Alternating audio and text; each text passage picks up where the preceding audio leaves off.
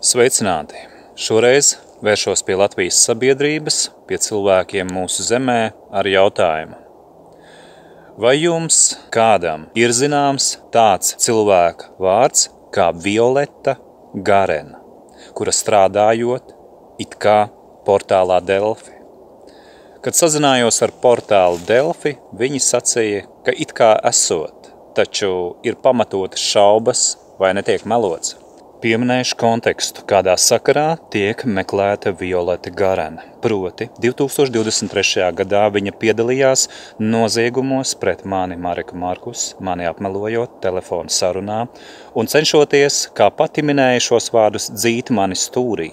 Tātad viņa izdarīja noziegumu gan pret mani un līdz ar to arī pret maniem bērniem, Robertu Danielu un Emīliju Markus. Pret mani ir safabricētas vairākas lietas, viena no tām bija arī krimināla lieta, kuras rezultātā mani bērni ar vienu tiek no manis slēpti jau vairāk kā 4 gadu garumā, liedzot saziņu un saskars man ar manis paša bērniem. Pret manu bērnu gribu un pret manu gribu tas notiek.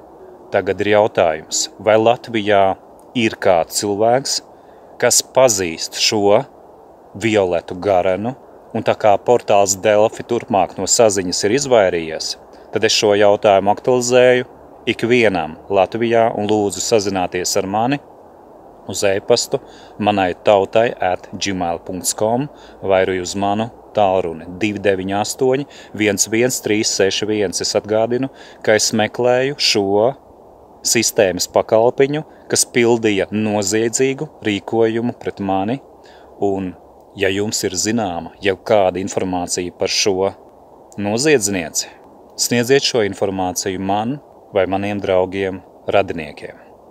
Paralēli pieminēšu arī to, ka saiti uz to, kā tas notika, pievienošu aprakstā.